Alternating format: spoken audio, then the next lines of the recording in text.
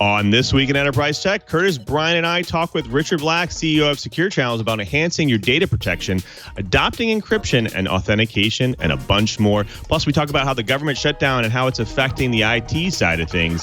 It's time for GDPR in the United States. Well, we'll talk about that as well. Come by and listen and more here on Quiet on the Set. Netcasts you love. From people you trust. This is Twit.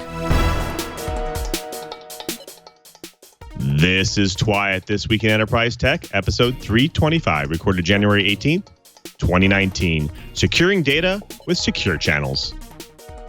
This episode of This Week in Enterprise Tech is brought to you by LastPass. Make password management a priority in 2019. Secure every password-protected entry point to your business and reduce the threat of a breach at lastpass.com/twit. And by Slack. Slack is a collaboration hub for your work that makes sure the right people in your team are always in the loop and key information is always at your fingertips. Learn more at slack.com.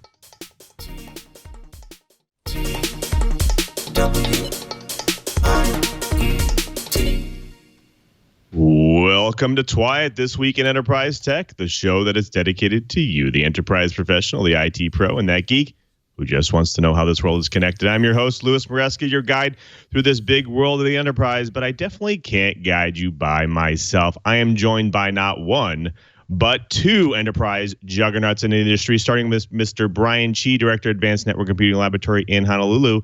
Cheebert, how are you, my friend? Any new toys to show us today? I'm a little sore. I went stomping around at Lions Arboretum, climbing up and down river stream beds and so forth. We are actually going to take a real hard look at using a new, relatively new device from Transition Networks. It allows me to run PoE plus over coaxial cable. So I'm looking at being able to do nearly, a reasonable amount of PoE, enough to run a small access Wi-Fi access point. Out at 1,000 meters of coax. So on distances that I would normally have to use fiber optics, I can now provide power, especially in an area where there's so much tree coverage, photovoltaics aren't going to work for me. So it ought to be interesting.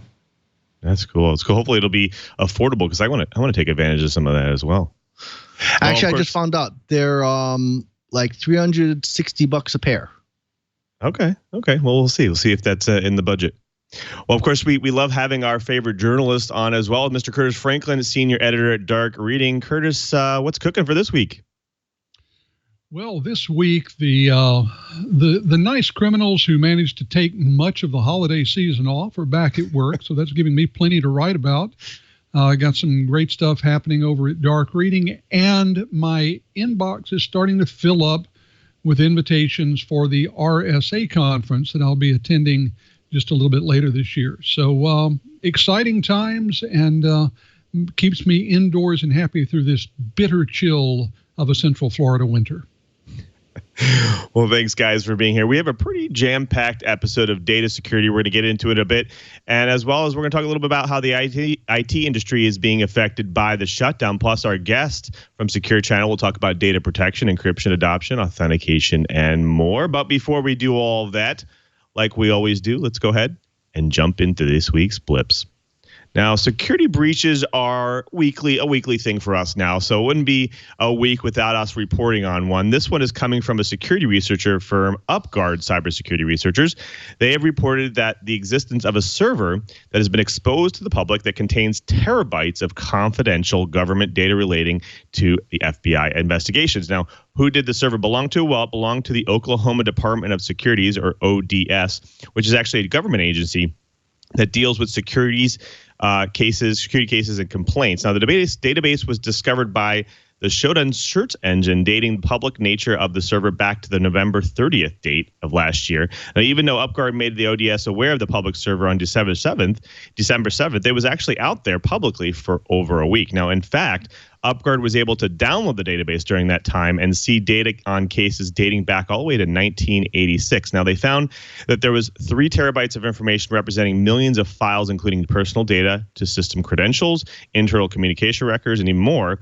It even stored information such as a spreadsheet of IT credentials for accounts with Thwart, Semantic Protection Suite, Tivoli, and others, a Blue Express database of account details for third parties submitting security filings, credentials required for remote access to ODS workstations, training documents, email histories, and files relating to investigations. Now, how did this happen, you may want to ask? Well, the reason for the exposure was due to an unsecured rsync service at an IP address registered to the Oklahoma Office of Management Enterprise Services, allowing any user from any IP address to download all the files stored on the server. Now, there hasn't been much response from the ODS just yet, but they're exploring remedial actions and notifications for anyone whose information may have been exposed.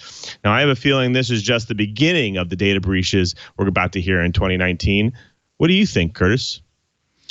I think more data breaches are about as certain as more sunrises in 2019. So just to remind us that this has been going on for a while, a new data dump has leaked hundreds of millions of accounts. A folder called Collection Number 1 with over 12,000 files containing nearly 773 million email addresses and over 21 million unique passwords from numerous previous data breaches, some potentially dating back as far as 2008, has been posted online in another massive leak of credential data. Some 140 million email addresses and about half of the just leaked passwords are new, meaning the data has not been previously published on Have I Been Pwned or any of the compromised password sites. The folder contained data from what appears to be over 2,000 previously breached and dehashed databases. The data appears to be from breaches between 2008 and 2015, but it's possible that at least some of this leaked data was not involved in a data breach at all, according to the researchers who found it. Now, the file has since been removed, but according to the researchers, the data is now being advertised for sale in a popular hacker forum. Security researcher Troy Hunt has uploaded the file to his Have I Been Pwned service, where individuals can verify if their email addresses are on the list, and we urge you to head over there just to be sure. You know, there's a really good reason why your new smart TV was so affordable. It's collecting and selling your data. Little did you know that your smart TV is sharing your viewing habits to subsidize that super cheap monster TV. Well, that's what Business Insider is claiming. But sadly, this article kind of throws a statement out there that you've unwittingly joined a Nielsen-like rating family, but doesn't seem to back any of these claims up. I've suspected this for a long time, but so far, no one has offered up any hard proof yet. Has your organization moved a business-critical system to the cloud yet? Well, there's a new report from the Cloud Security Alliance telling us that organizations are moving business-critical systems to the cloud very quickly. Now, according to them, nearly 69% of enterprises are moving business-critical applications to the cloud. 70% of those are actually using migrating data for ERP applications or enterprise resource planning. Now, this one hits home to me because I worked for Dynamics GP and AX for almost a decade, but 90% of those are actually using either SAP, Oracle, or Microsoft Dynamics. Now, these numbers don't come without concern, though. According to the report, the concerns among some of these organizations, including or migrating sensitive data, which is 65% of them, security, compliance challenges, disruption of business operations, and time to migrate. Now, more than half of the people who responded expect that there will be security incidents in the cloud and that they will increase from this year. So there are actually concerns with that as well. And because of these concerns, organizations are having to take additional steps to ensure compliance during data migration to the new cloud servers, which is adding 5 times more to the implementation costs. Now, there is an upside to this. The data is showing that once organizations have moved securely, they can now take advantage of some of the new features being in the cloud, such as scalability with new technologies, lower cost of ownership, security patching, and updating from the provider. Now, I smell some new startups this year that can ensure for easier, more secure data migrations. You might want to take that as your next venture.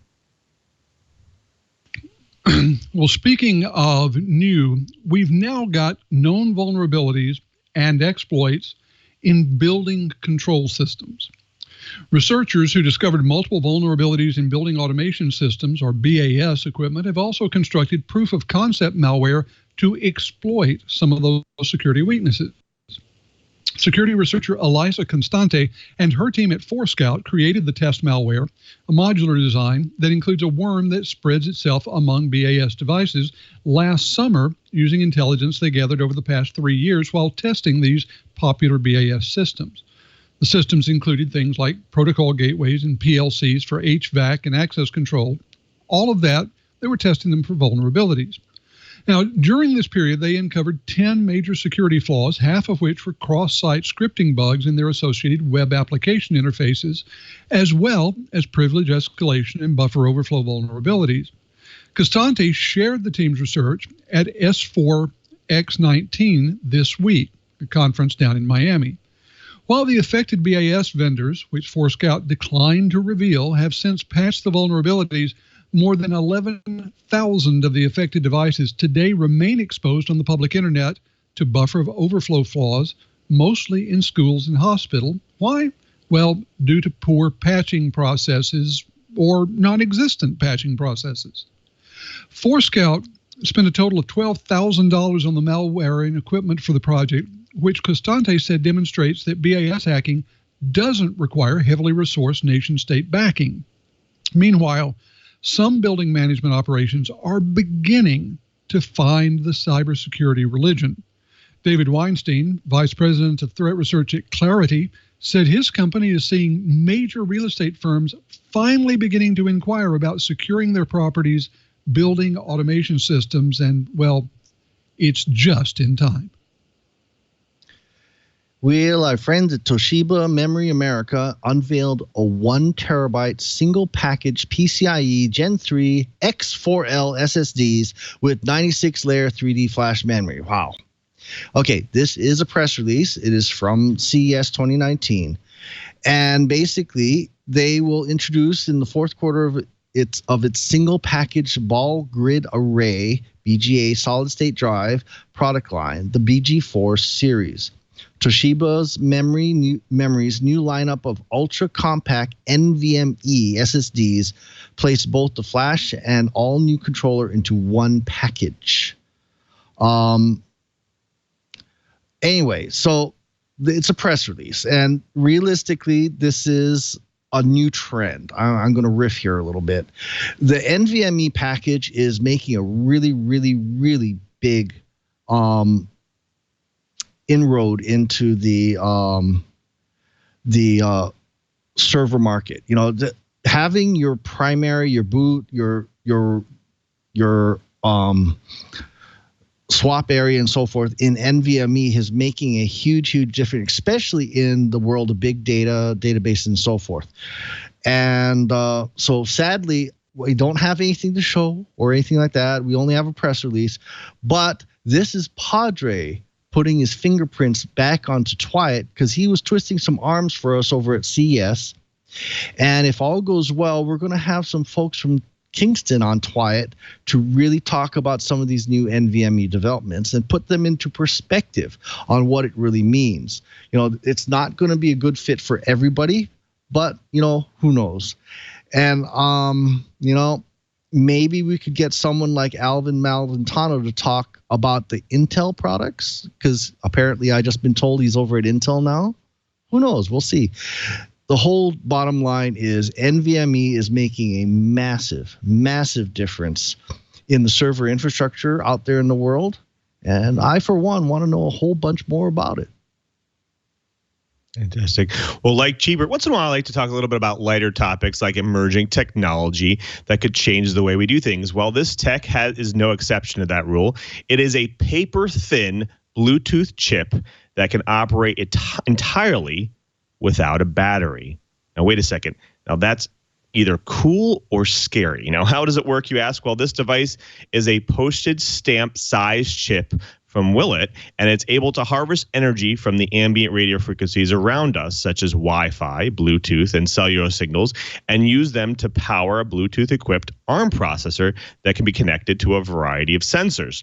Now, let's think about some of the use cases for this type of technology. It could be embedded in consumer products to provide easy access to digital manual when the original paper version is long lost, or it could be put on clothing as a label to use to communicate the optimal settings to a washing machine. In addition to tracking items, though, it could supply in the supply chain. A temperature sensor could also report when items get either too hot or too cold. Now, elsewhere, a pressure sensor could detect when a food container is empty and automatically order a replacement, thereby making so-called smart fridges actually smart. Now, this tech looks to be serious because, well, it actually just received a $30 million financing round from both Amazon and Samsung investors, but they believe there is still another year before their tags become widely available. If nothing else, hopefully I won't ever lose my keys again with one of these devices. We'll see. Well, folks, that does it for the blips. Next up, the bites. But before we do, we have to thank a really great sponsor of This Week in Enterprise Tech, and that is LastPass. Now, who loves LastPass?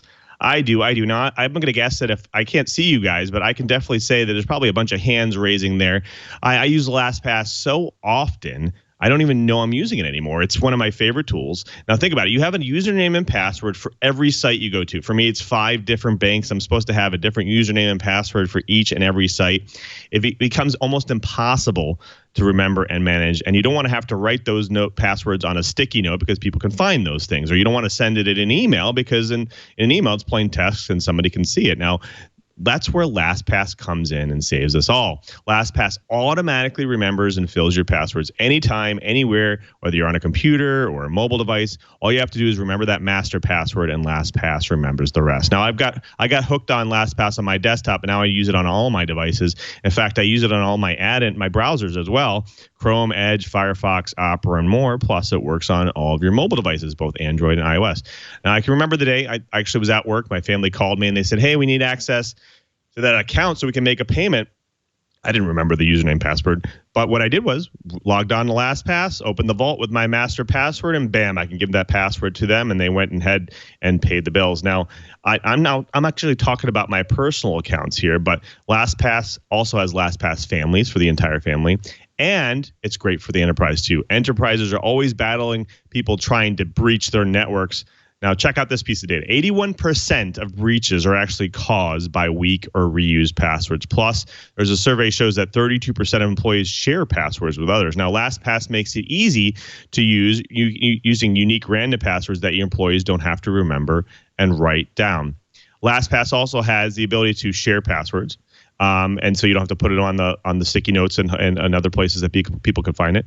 LastPass also makes it easy for your org to actually set password reminders, requirements, restricts access to devices and locations, enable resets, and more. Now, here's a big one. It also offers multi-factor authentication. With LastPass Authenticator, it actually can block attacks by ensuring the identity of the assessor. Now, get this. This will actually raise eyebrows. They also have Active Directory integration. So that means that you don't even have to worry about a separate master password. You could just actually use your Active Directory credentials to log in and get access. Now, for me, that's a pretty big deal, for especially organizations using Active Directory. Now, LastPass Enterprise can configure over 100 policies and access security reports, create shared folders. You can secure a ton of stuff, including organization database logins, SSH keys, licenses, and more. Now, you actually have easy onboarding. LastPass makes it easy for businesses to take control of their passwords and target reducing the threat of a breach. Honestly, I love this tool. I need LastPass. I use LastPass. I love it. Over 43,000 businesses from leading tech brands like MailChimp to Fortune 500 companies trust LastPass, the #1 most preferred password manager. Find the best password solution for your team at lastpass.com/twit. That's lastpass.com/twit. And we thank LastPass for their support in This Week in Enterprise Tech. So you may have heard a little bit about the government shutdown that's happening here in the United States since January 1st. Now, whether you agree with it or not, it's definitely creating a job environment for different areas of the industry. One particular facet of the industry is government IT workers. Now, let's look at some of the facts here. All cybersecurity workers at the new Cybersecurity Infrastructure and Security Agency, CISA, that started up in November have been furloughed. 85% of those at a National Institute of Standards and Technology, or NIST, have been furloughed. Little under 50% of Department of Homeland Security intelligence and security teams have been furloughed. 85% of the National Protection and Programs and Directorate, which includes U.S. CERT, which actually means that there will be no alerts about pending cyber attacks and federally sponsored information sharing, have been furloughed. Now, not only that, but there is a trend of contractors also losing their jobs, which I do want to comment about that later. But before we do, like a lot of the other organizations worldwide, numerous positions are held by government contractors. Now, this means that vendors who pay the contractor isn't getting paid. They, too, will have to lay off some of the workforce. Now, what does this mean for the industry? Well, there's quite a bit of need for good professional IT workers, especially ones that understand cyber warfare and cybersecurity. Now,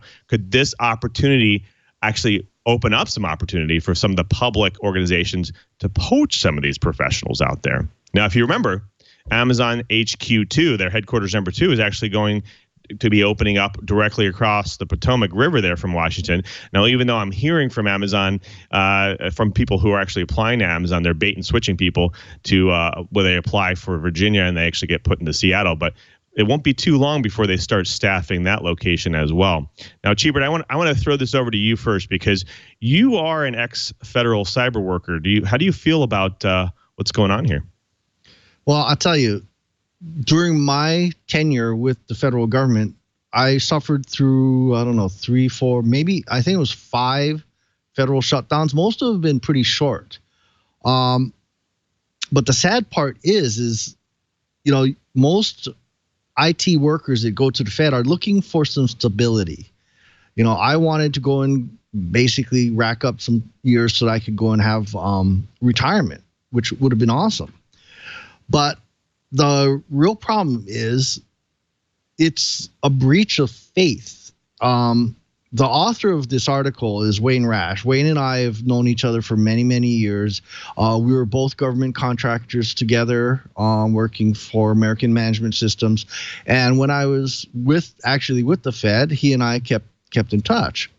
Well, here's the problem. There is a huge, huge shortage in America, or actually across the world, across the Western, the so-called West, UK and so forth. And the reality is I'm starting to hear lots and lots of rumblings on both the private sector and other governments. Like the UK I keep hearing some mumblings from some of my British friends saying, this might be a time when we're going to start seeing lots and lots of people poaching, because there's some really, really upset federal workers, especially as the rumors get louder and louder that maybe some of that back pay isn't going to be paid. And as some federal workers are having trouble meeting their mortgages, this lack of faith with the current administration is probably going to start as a trickle and eventually become a flood. And I'm hearing that we may actually be in a really big way of hurt in the federal government for cyber workers in general, not just cybersecurity workers. Right. Well, Chris, I want to throw this to you. What do you think? Is this what some of the organizations are thinking? Are they thinking, ooh, fresh meat? Well, I think especially in security, they almost certainly are, because as we know, there is a very well-documented shortage of good security workers across the entire industry. The estimates of just how many vacancies are there in excess of the people to fill them range from 20,000 to as many as 500,000. Whichever of those numbers you like, it's still a lot. And on the one hand, we've seen the response be raises in the salaries paid to experienced IT security people. On the other hand, a lot of IT security just isn't being done. And unfortunately, we're seeing cases where that's happening in the shutdown. I mean, a very notable example has been certificates, encryption certificates that failed to be renewed. And so there are an awful lot of federal websites that either are unreachable with most current generation web browsers, or when you go there, it throws up a whole bunch of big, nasty warnings. That's just a very small example of what's not happening, but it's indicative of the fact that while all of this is going on, IT security folks are generally not seen as critical personnel and therefore aren't on the job. Right. Now, I want to take an interesting spin on this. Now, I've worked with many different vendors and contractors in the past, and what I noticed is a lot of the contracts that are done are usually done where you pay them quarterly, you pay them, half of the year or so on for, a lump sum, and they're not normally time and materials paid. And so those types of contracts are usually paid ahead of time. So I almost find it interesting that there's been some reports of saying, hey, like there's government contractors out there that are also affected by the shutdown because those companies are already paid, which means they have the money from the government already, which means they can pay their people as they move along. So I'm almost interested. Chee, I want to throw that to you. I mean, is this something that maybe might be an oversight of some of these kind of contracting workers that might have already been paid? They can still work. Yes and no. It all depends on how creative the agency was. There, shall we say, there used to be, and I believe there still is, a program under the General Services Administration called FAST. And it's especially good for Department of Defense because there was a way to do what's called a MIPR. It's an interagency funds transfer, and it's actually very easy to do. And the cool thing is it's a loophole. And so we actually, when I was there, we only took 0.5% overhead. Anyway, the point is agencies were able to throw money in that, and we were legally allowed to roll to the next fiscal year.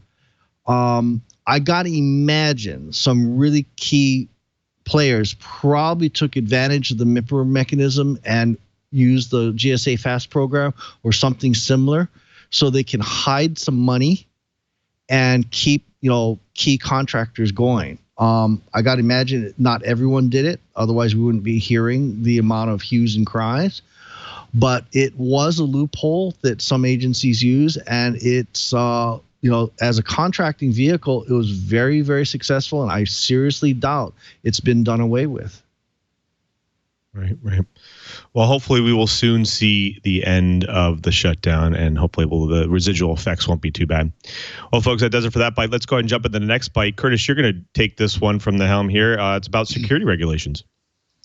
Yeah, this is an interesting one because some recent surveys show that IT decision makers, by a wide margin, would like to see security regulation. Now, you don't often see business people saying they want to see more regulation, but IT professionals are beginning to see government regulation as a last resort to solving their IT security problems. As a matter of fact, in a recent survey that was sponsored by Gemalto, 96% of IT decision makers say that government regulation is necessary if we're going to be secure. Now, they surveyed 950 IT and business decision makers around the world. A third of them say they create Internet of Things devices, 30% create IoT software, 30% are IoT integrators, and half use IoT devices created by a third party. Obviously, multiple responses were allowed in the survey. Now, all of these say that basically we haven't learned anything from all of the breaches that have occurred so far. You have different people putting it in different ways, although they're also saying that they feel that IoT security needs to be handled carefully. Now, just as there are rules about supply chain safety and there are rules about product safety, especially consumer product safety, these executives are saying that there should be ways to protect data. Now, 14% of the people who responded to the survey said that protecting data is an ethical responsibility. There are increases in the way they feel that it's a risk that must be dealt with, as well as a business responsibility. They look at things like brand damage, the consequences of lawsuits, all kinds of other things as being reasons why we need government action to help secure IoT devices. Now, we've already seen in the U.S. states like California beginning to step in on a state-by-state basis, but these executives are saying what they want to see are federal regulations so that basically manufacturers and service providers have one set of regulations to deal with across the entire market. It's interesting. In addition to this, Tim Cook, the CEO of Apple, published an op-ed in Time magazine today calling for federal privacy regulation. So I want to turn first, Louis, to you, because you work with a large company that deals with privacy kind of on a wholesale basis. Do you think that we have reached some sort of tipping point where the businesses that normally would be sort of anti-regulation are saying it's time for us to have one set of rules that we can play by that make our customers feel more secure about what we're doing? Right. I think, like, personally, I think that from my standpoint, a little bit of regulation around holding organizations accountable for not securing data is actually one way to help this out. I think regulating on the type of security, and the way of doing security might be actually a bad thing, because that'll actually force people to use specific technologies, and eventually those will be exploited and then we'll be in trouble. So I definitely think that there should be some more regulation around the kind of what, how organizations are held accountable for these types of things. I definitely think that will help. But again, I think, it all depends. I mean, most organizations, they should do the right thing, because most companies are looking for consumers and organizations to trust them. In order to do that, they have to have good ethical data and regulations and so on. So I think that, I think this will definitely push more organizations to think about it more, advertise it more, do it more. Does government need to be involved? Possibly, possibly not. If it does, I think it definitely needs to move in that direction of holding accountability. But that's kind of my point of view there. Well, in terms of holding organizations responsible, Brian, I'd like to turn over to you. To what extent do you trust government agencies, and especially Congress, to be able to get it right when it comes to finding a balance between protecting personal data and not actively stifling the innovation that we depend on? Well, having been in that environment, I don't like it, only because when Congress gets involved, they tend to use a sledgehammer to pound in a 10-penny nail. It tends to go too far. I would love to see industry actually police themselves. I would love to see us actually get to the point where we can actually trust our security devices. I'm looking at it from a consumer standpoint and seeing a lot of students, my faculty, staff, people just buying these cheapy little routers. I'm not going to name brands, but we all know what they are. And they're running such ancient versions of the Linux kernel that they're about as secure as wet tissue paper.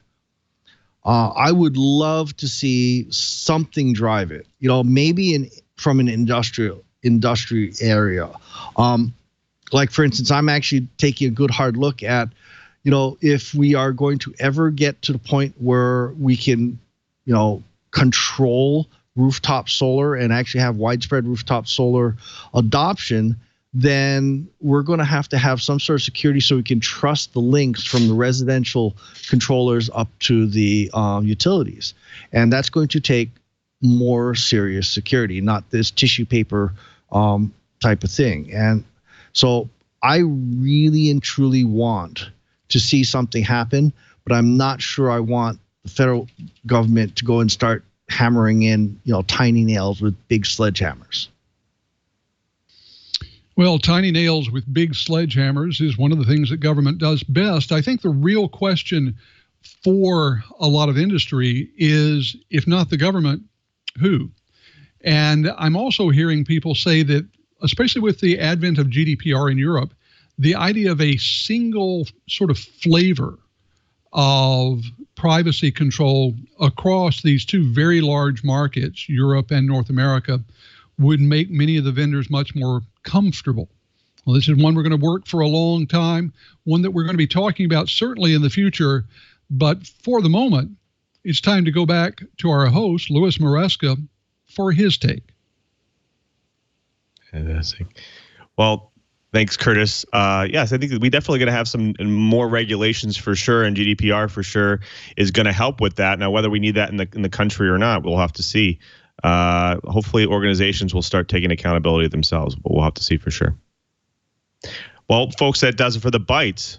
Next up, we get to bring a guest to drop some knowledge on the Twilight Riot. But before we do, we have to thank another sponsor of This Week in Enterprise Tech, and that is Slack. Now, if you haven't used Slack before, it literally is the collaboration hub for you. Your work or whatever you want to do, you can bring together pretty much anybody with Slack. And there are so many ways I've used Slack before. It allows me to bring together numerous groups in order to just organize the way we work. Now, I've used it to actually talk between large corporations, whether it's those large cloud organizations that I'm collaborating with, or just collaborating with customers. Now, I've seen actually IT and operations teams, as well as engineering and development groups, brought together into one set of channels that let everyone organize the conversations with real-time messaging. And there are a ton of features on top of just real-time messaging. There's also video and voice calling, as well as file sharing.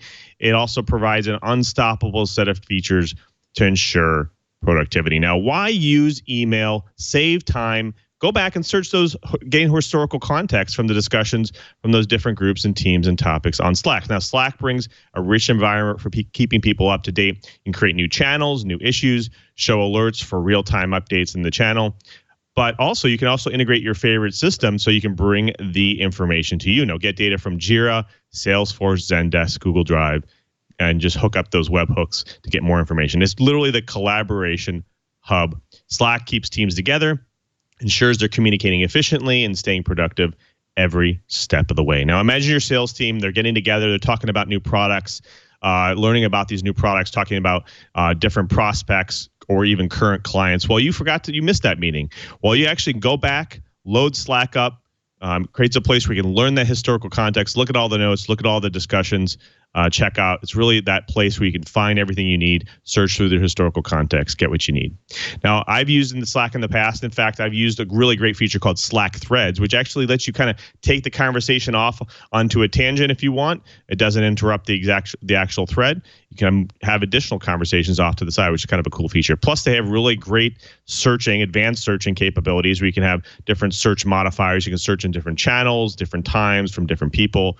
Really creates a really great way to find the information you need. Now, people of many generations have used Slack, including I've seen actually people plan reunions, handle different facets of events, support products, even help their sales team. Slack really makes it easier. In fact, there's really a great place. You have over 1,000 apps you can integrate and use with Slack. So go out, check it right now, and see what you can do with Slack.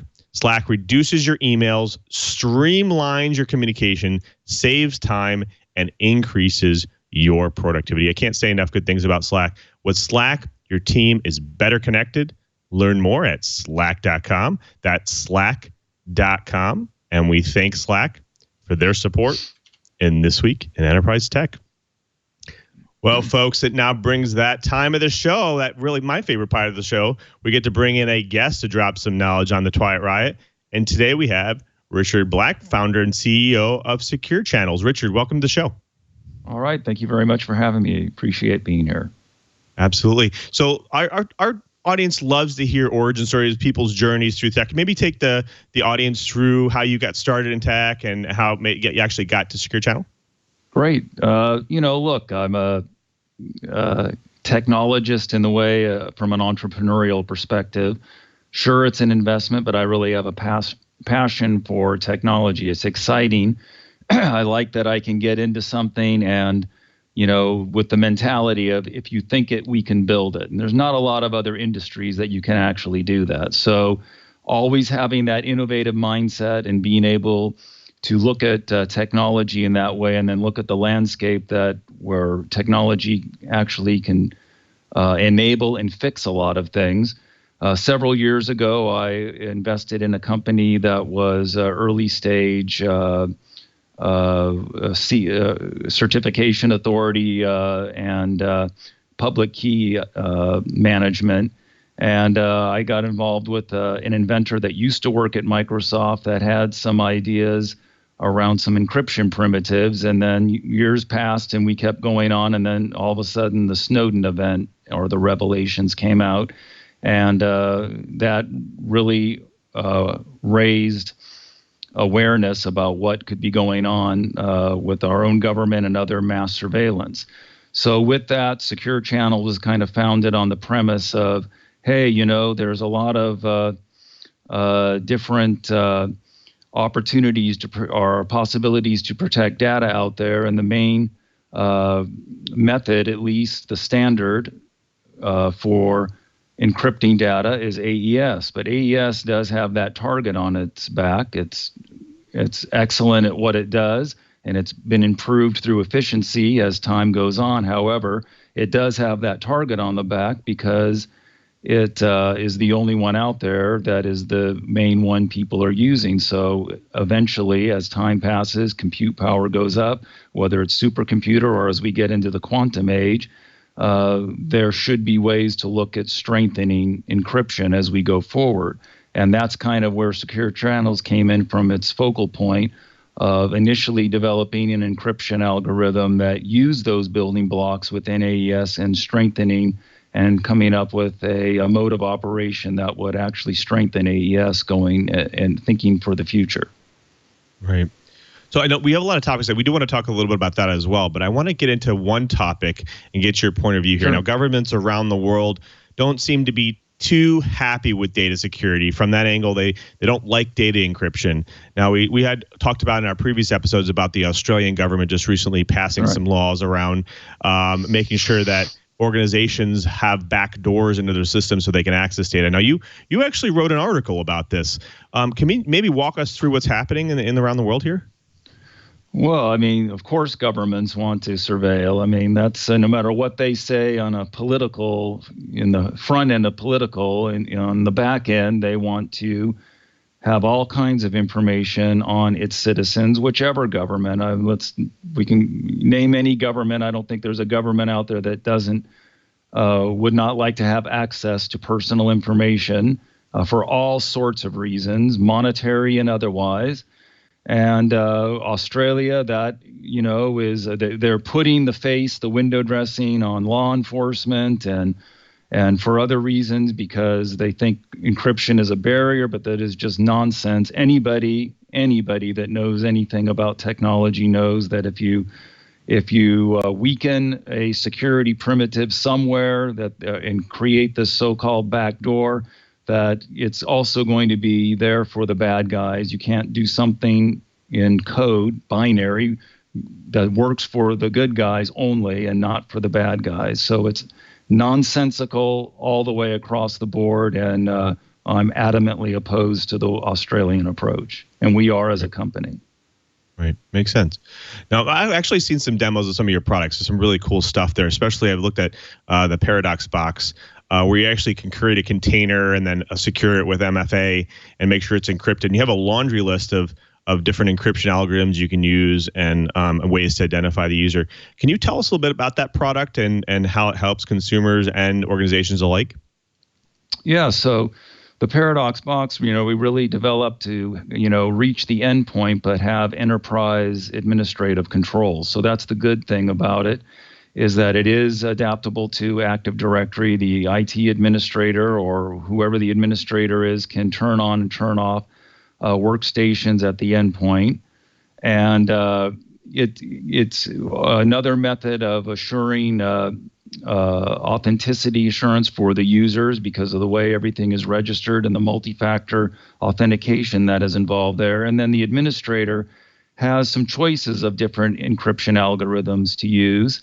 AES is part of it. It's an 8 algorithm suite so far, and it's being readied for quantum. So as a SaaS model, it's always updating with various improvements, embellishments, and patches as we move down the development path with that. But I mean, the ability to be able to create these containers that are going to be at the volume level, file level, partition level, and even have a hidden volume that would have a secondary access through a secondary authentication, make it a very interesting and robust product for both your encryption, data security, and data management. Right. So I've actually saw the demo that I saw. You actually had a pretty unique way of identifying that the user, their multi-factor there. Can you tell us a little bit about like this particular method and how it's actually helping Paradox Box actually be more secure? Yeah, so it's a machine and inheritance. It's also a what you know inheritance without using a traditional password. That is called SBROSA, which is actually an acronym, a simple user-based, resource-oriented segmentation architecture. And what that allows the user to do is select from an image portfolio, your own images or stock images, and you could then select segments of an image, and it's actually resource-based. We happen to be using images. It could be any binary resource. It could also be a WAV file. It could be a video file. It could be a document. And it's something you'll remember, something you know. So your own images, you were on your vacation. You'll know the order of events that happened in your vacation, for example. And so you can select 2 or 3 or 4, 6, 7, whatever segments from an image, an area on a quadrant. There'll be a grid, and you'll select certain segment images as your password. So while you're selecting 4, 5, 6 image segments, what happens from there is due to the binary pixelation from each of those segments, a cryptographic, very strong cryptographic key is created from that. So with 4 image segments, about a 65,000 character cryptographic key is generated from that. So the hacker or attacker would have to deal with that, not the image segments that were taken. So it's a very novel approach that is a little bit gamified, and users seem to enjoy that quite a bit. Very cool. Now, one of the choices of encryption I noticed is this new pattern key multi-segment and multi-standard encryption, or PKMS2. Now, this thing is pretty strong. It basically corrects a lot of the issues that you were talking about, where kind of AES kind of has a target on its back, and things resistance to known message recovery attacks and so on and so forth. Now, Paradox Box offers this now. Is this just another way to help organizations ensure that their data won't be kind of leaked out and broken? Like, how strong is this thing? Yeah, that's a great question. So correct, it's a mode of operation, so it's a choice. So it's a layered and segmented approach to encryption. So it still will be able to use the building blocks that are with AES. In fact, AES is part of it. But there are it's like a sandwich, AES on top, AES at the end.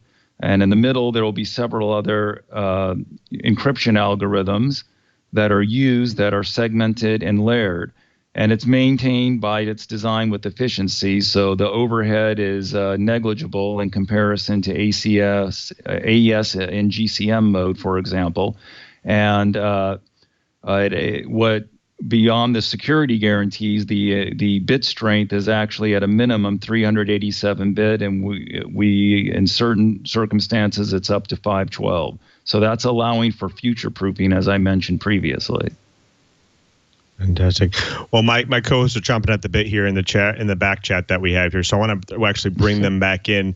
Chee, I want to throw this over to you first because you had some questions about volume. Well, actually, I want to ask a question for some of our managers and people out there that maybe don't understand the nuts and bolts of encryption. Windows and Macs both have an encrypted volume option. But Paradox Box sounds very, very different. For our newer users, could you compare and contrast them why a Paradox Box would make more sense? Well, it's just it's much more robust. I mean, and it's also controlled by the administrator in an enterprise or large organization.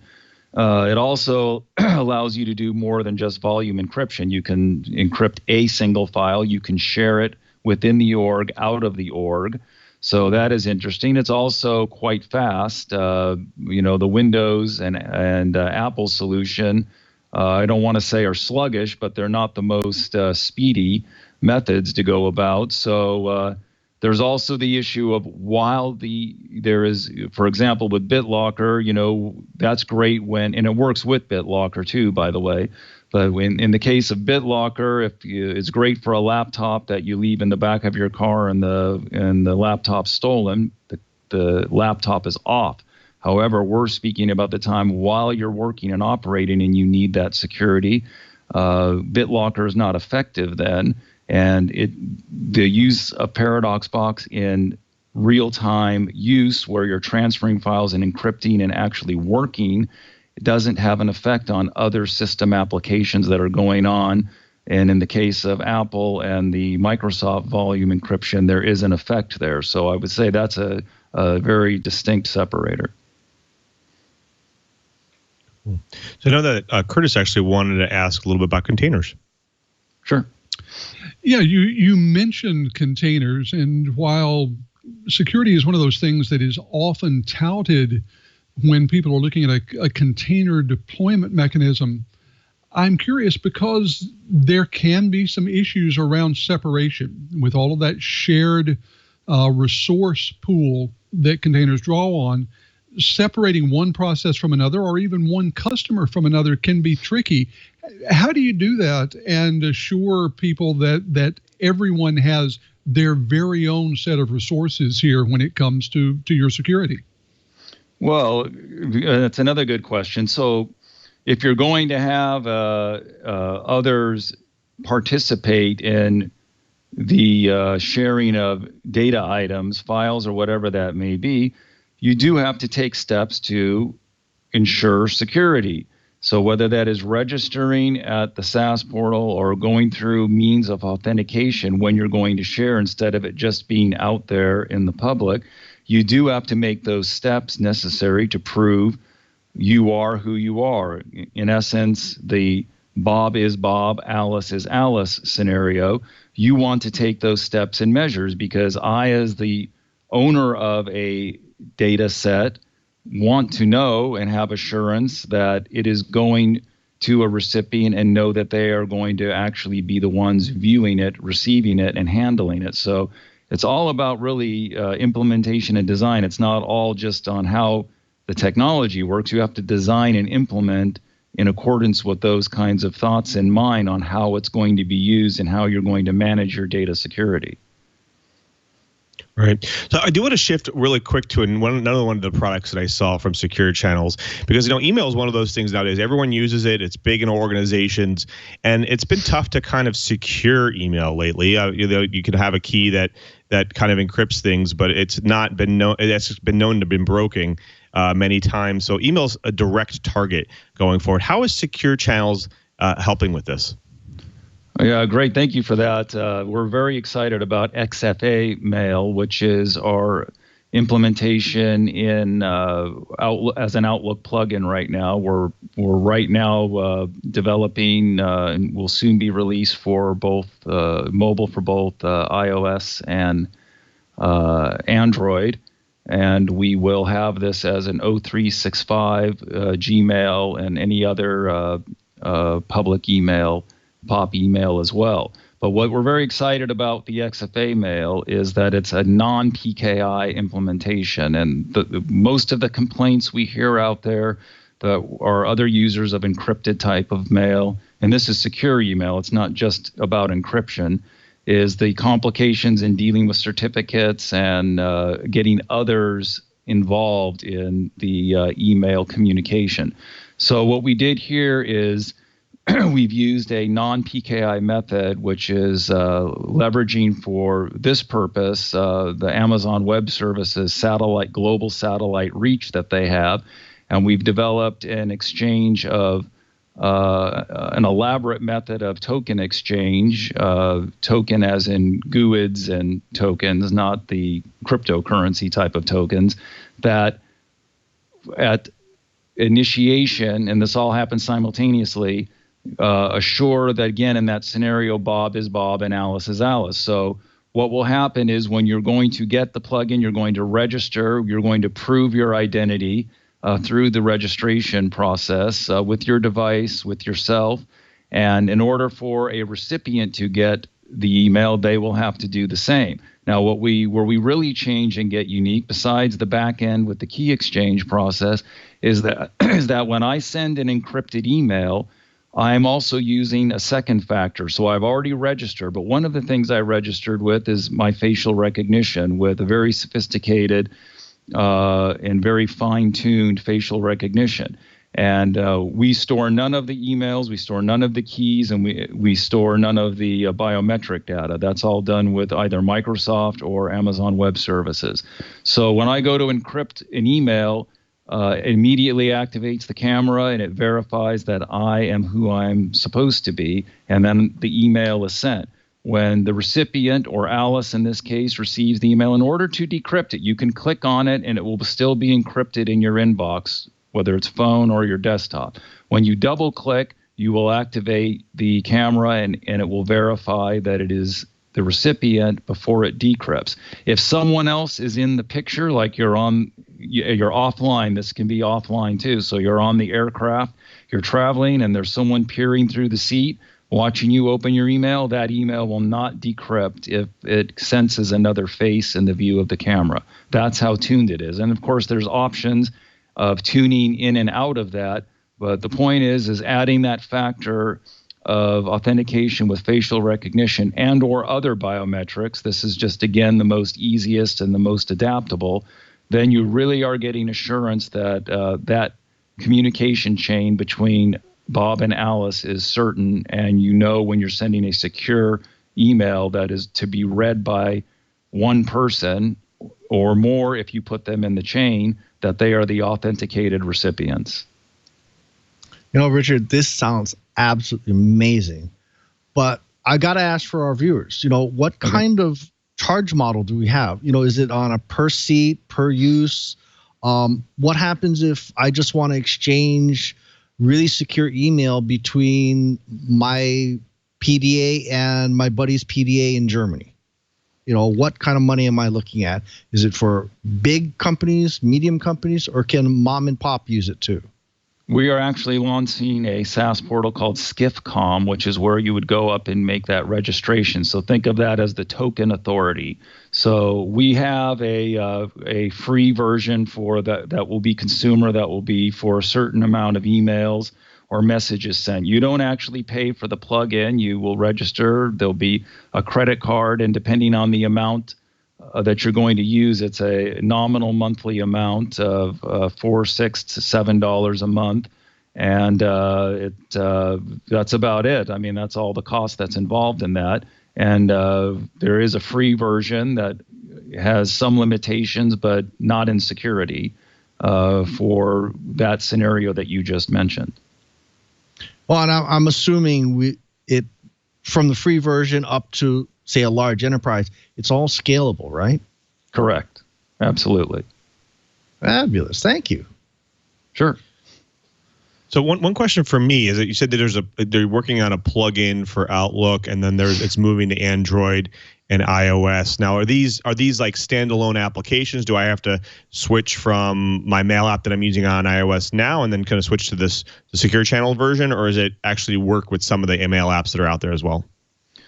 So obviously the plugin on desktop is Outlook, so that is you're using Outlook. The same will be for when you use O365. Now on the phone itself, we've modeled the email app to be exactly like the iPhone inherent one, as the same as Android. But in order to put the encryption and all the security measures in the application, we had to make our own app for the mobile versions. That makes sense.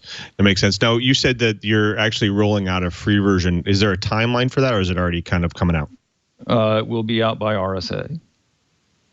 Fantastic. Which is March, yes. Yeah. Okay. Fantastic. Well, we're running a little bit low on time. Thank you so much for being here, Richard. We wanted to give you a chance to tell the folks at home where they can find all of the work that's being done by Secure Channels, as well as where they can get started. How can an organization say, hey, I want to get started with some of these new features? Where do I go? What do I do? Who do I contact? That kind of thing. Great. I mean, they can. Anybody can reach me. Everything is available on our website as far as information. That's securechannels.com.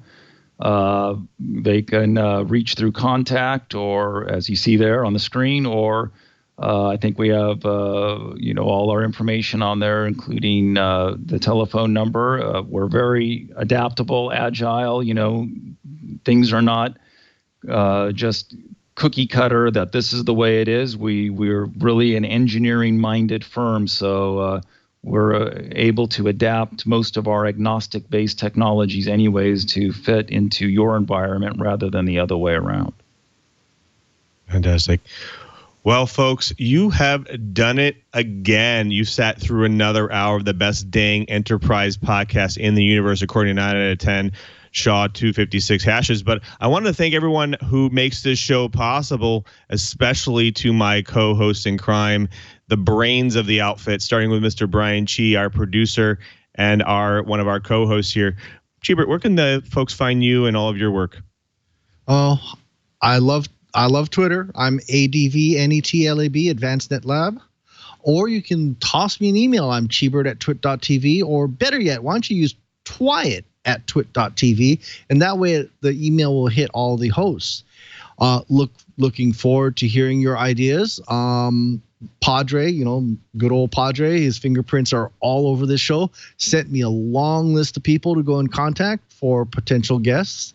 And I've also gotten a few emails from people. I am desperately trying to find someone to talk about network inventory. That was one of the hot buttons from our viewers. And we shall see what we shall see. Shall we?